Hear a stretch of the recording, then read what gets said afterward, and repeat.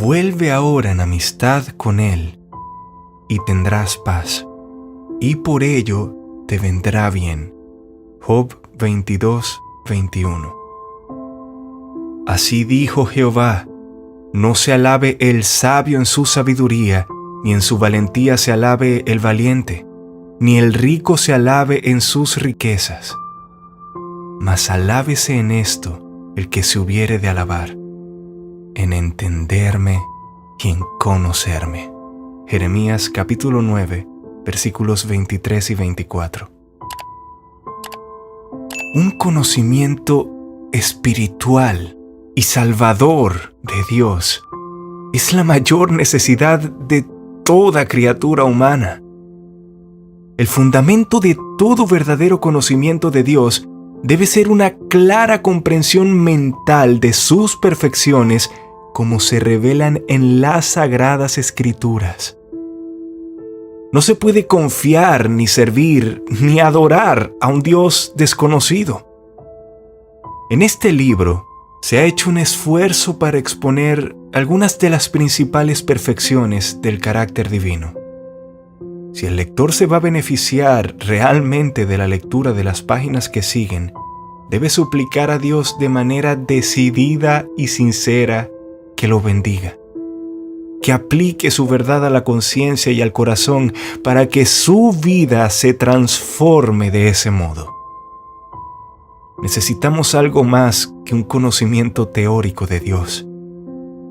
Dios es verdaderamente conocido en el alma solo cuando nos entregamos a Él, nos sometemos a su autoridad y regulamos todos los detalles de nuestras vidas por sus santos preceptos y mandamientos. Y conoceremos y proseguiremos en conocer a Jehová en el camino de la obediencia. Oseas 6:3. El que quiera hacer la voluntad de Dios, conocerá. Juan 7:17. El pueblo que conoce a su Dios se esforzará.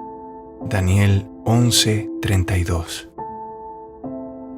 Habiendo dicho esto, ahora abordemos el tema o el atributo, mejor dicho, que nos reúne en este momento: la soledad de Dios. El título de este artículo no es quizás lo suficientemente explícito para indicar su tema. Esto se debe en parte al hecho de que hoy muy pocos están acostumbrados a meditar en las perfecciones personales de Dios. Comparativamente, pocos de los que ocasionalmente leen la Biblia son conscientes de la magnificencia asombrosamente inspiradora y estimulante a la adoración del carácter divino. Que Dios es grande en sabiduría, maravilloso en poder y aún así lleno de misericordia, es algo de conocimiento casi común. Pero considerar cualquier cosa que se aproxime a una concepción adecuada de su ser, su naturaleza y sus atributos, tal como se revelan en la Sagrada Escritura, es algo que muy pocas personas han logrado en estos tiempos de depravación. Dios está solo en su excelencia. ¿Quién como tú, oh Jehová, entre los dioses? ¿Quién como tú, magnífico en santidad, terrible en maravillosas hazañas, hacedor de prodigios? Éxodo 15:11.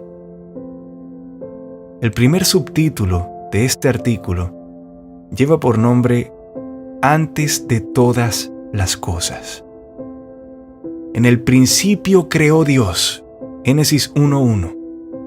Hubo un tiempo, si se pudiera llamar tiempo, cuando Dios, en la unidad de su naturaleza, aunque subsistiendo igualmente en tres personas divinas, vivió solo. En el principio, Dios. No había cielo donde su gloria fuera particularmente manifiesta como ahora. No había tierra para atraer su atención. No había ángeles para cantar sus alabanzas, ni ningún universo para ser sostenido por la palabra de su poder. No había nada ni nadie, excepto Dios. Y eso no por un día, ni por un año, ni por un siglo, sino desde la eternidad. Durante la eternidad pasada, Dios estaba solo, completo, autosuficiente, satisfecho de sí mismo y sin necesidad de nada. Si un universo, ángeles o seres humanos hubiera sido necesario para Él de alguna manera, también habrían sido llamados a existir desde toda la eternidad. El haberlos creado cuando lo hizo no le agregó nada a Dios esencialmente. Él no cambia, Malaquías 3:6.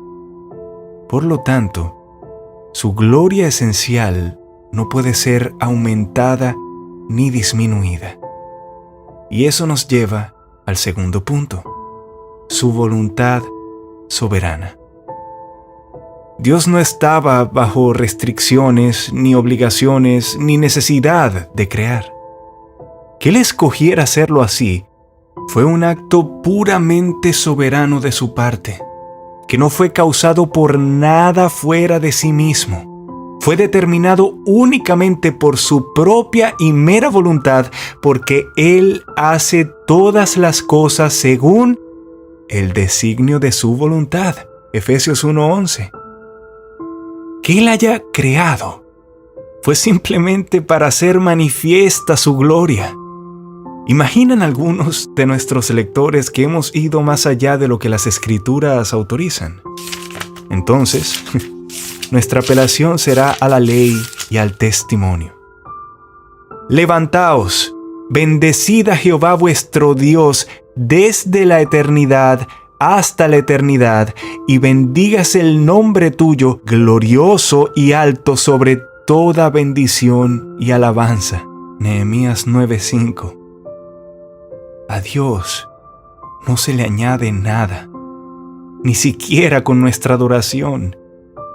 No necesitaba esa gloria externa de su gracia que surge de sus redimidos, porque Él es lo suficientemente glorioso en sí mismo sin ella. ¿Qué fue lo que lo movió a predestinar a sus elegidos para alabanza de la gloria de su gracia? Fue, como nos dice Efesios 1:5, según el puro afecto de su voluntad. Sabemos muy bien que el terreno elevado que pisamos aquí es nuevo y extraño para casi todos nuestros lectores. Por esta razón, es bueno moverse lentamente. Que nuestra apelación sea nuevamente a las Escrituras. Al final de Romanos 11, donde el apóstol pone fin a su largo argumento sobre la salvación por la pura y soberana gracia, pregunta: porque ¿quién entendió la mente del Señor? ¿O quién fue su consejero? ¿O quién le dio a él primero para que le fuese recompensado? Versículos 34 y 35. El énfasis de esto es que es imposible poner al Todopoderoso bajo obligaciones para con la criatura. Dios no gana nada de nosotros. Si fueres justo, ¿qué le darás a Él? ¿O qué recibirá de tu mano? Al hombre como tú dañará tu impiedad, y al Hijo de Hombre aprovechará tu justicia. Job 35 del 7 al 8. Pero ciertamente no puede afectar a Dios, quien es bendito enteramente en sí mismo. Cuando hayáis hecho todo lo que os ha sido ordenado, decid: siervos inútiles somos. Lucas 17, versículo 10. Nuestra obediencia no ha beneficiado a Dios en nada. No, vamos más lejos. Nuestro Señor Jesucristo no agregó nada a Dios en su esencia y gloria, ni por lo que hizo, ni por lo que sufrió. verdadero. Bendita y gloriosamente verdadero es que Él nos manifestó la gloria de Dios, pero no añadió nada a Dios. Él mismo lo declara expresamente y sus palabras no tienen discusión. Mi bien a ti no aprovecha. Salmos 16:2, Reina Valera 1909. Todo este salmo es un salmo de Cristo. La bondad o justicia de Cristo alcanzó a sus santos en la tierra, versículo 3. Pero Dios estaba muy por encima y más allá de todo. Solo Dios es el bendito. Marcos 14:61 griego. Es perfectamente cierto que Dios es honrado y deshonrado por los hombres, no en su ser esencial, sino en su carácter oficial. Es igualmente cierto que Dios ha sido glorificado por la creación, por la providencia y por la redención. Nosotros no discutimos esto, ni nos atrevemos a hacerlo ni siquiera por un instante. Pero, todo esto tiene que ver con su gloria manifiesta y su reconocimiento por parte de nosotros. Sin embargo, Dios hubiera estado tan complacido que podría haber seguido solo por toda la eternidad sin dar a conocer su gloria a las criaturas. Si debía hacerlo o no fue determinado únicamente por su propia voluntad. Fue perfectamente bendecido en sí mismo antes que la primera criatura fuese llamada ser. ¿Y qué son todas las criaturas hechas por sus manos comparadas con Él, incluso ahora? Dejemos que la Escritura nuevamente responda. He aquí que las naciones le son como la gota de agua que cae del cubo, y como menudo polvo en las balanzas le son estimadas. He aquí que hace desaparecer las islas como polvo. Ni el Líbano bastará para el fuego, ni todos sus animales para el sacrificio. Como nada son todas las naciones delante de Él, y en su comparación serán estimadas en menos que nada y que lo que no es. ¿A qué, pues, haréis semejante a Dios? ¿O qué imagen le compondréis? Isaías 40 del versículo 15 al 18. Ese es el Dios de las Escrituras. Por desgracia, sigue siendo el Dios no conocido, Hechos 17:23, para las multitudes despreocupadas. Él está sentado sobre el círculo de la tierra, cuyos moradores son como langostas. Él extiende los cielos como una cortina, los despliega como una tienda para morar. Él convierte en nada a los poderosos, y a los que gobiernan la tierra hace como cosa vana. Isaías 40 del 22 al 23. Cuán enormemente diferente es el Dios de las Escrituras del Dios del púlpito promedio. El testimonio del Nuevo Testamento tampoco es diferente al del Antiguo. ¿Cómo podría serlo? Pues sabemos que ambos tienen el mismo autor. Allí también leemos, la cual a su tiempo mostrará el bienaventurado y solo soberano, Rey de reyes y Señor de señores, el único que tiene inmortalidad, que habita en luz inaccesible, a quien ninguno de los hombres ha visto ni puede ver, al cual sea la honra y el imperio sempiterno. Amén.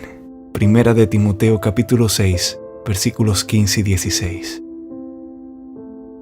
Tal persona debe ser reverenciada, venerada y adorada. Él es solo en su majestad, único en su excelencia, incomparable en sus perfecciones. Él lo sostiene todo, pero es independiente de todo. Él da a todos pero de ninguno se enriquece. Y ahora pasamos a nuestro tercer encabezado, por medio de la revelación. Tal Dios no puede ser descubierto mediante investigación. Solo puede ser conocido cuando es revelado al corazón por el Espíritu Santo a través de la palabra. Es cierto que la creación demuestra tan claramente que hay un creador que los hombres no tienen excusa. Sin embargo, todavía tenemos que decir junto con Job: he aquí, estas cosas son solo los bordes de sus caminos, y cuán leve es el susurro que hemos oído de él. Pero el trueno de su poder, ¿quién lo puede comprender? Job 26:14. Creemos que el llamado argumento del diseño de los apologistas bien intencionados ha hecho mucho más daño que bien, porque ha intentado bajar al gran Dios a un nivel de comprensión finita, y por lo tanto ha perdido de vista su excelencia singular. Se ha elaborado una analogía acerca de un salvaje que encuentra un reloj sobre la arena, y al examinarlo detenidamente, infiere que lo hizo un relojero. Hasta aquí, todo bien. Pero intente ir más allá. Suponga que el salvaje se sienta en la arena y se esfuerza por formarse una concepción de este relojero, sus afectos, sus maneras personales, su disposición, sus habilidades, su carácter moral, todo lo que se necesita para formar una personalidad. ¿Podría alguna vez pensar o razonar acerca de quién es este hombre real, el hombre que hizo el reloj, para poder decir: lo conozco? Parece trivial hacer tales preguntas, pero ¿está el Dios eterno e infinito mucho más al alcance de la razón humana? De hecho, no. El Dios de la Escritura solo puede ser conocido por aquellos a quienes Él se da a conocer. Tampoco Dios es conocido por el intelecto. Dios es espíritu, Juan 4:24, y por lo tanto solo puede ser conocido espiritualmente. Pero el hombre caído no es espiritual, él es carnal. Está muerto para todo lo que es espiritual. A menos que nazca de nuevo, sea traído sobrenaturalmente de muerte a vida, trasladado milagrosamente de la oscuridad a la luz, no puede siquiera ver las cosas de Dios, Juan 3:3, y mucho menos aferrarse a ellas, 1 Corintios 2:14. El Espíritu Santo tiene que brillar en nuestros corazones y no en nuestros intelectos, para darnos el conocimiento de la gloria de Dios en la faz de Jesucristo. 2 Corintios 4:6. E incluso, ese conocimiento espiritual es fragmentado. El alma regenerada tiene que crecer en la gracia y en el conocimiento del Señor Jesús. 2 Pedro 3:18. La oración principal y el propósito de los cristianos debe ser que andemos como es digno del Señor, agradándole en todo, llevando fruto en toda buena obra y creciendo en el conocimiento de Dios. Colosenses 1:10.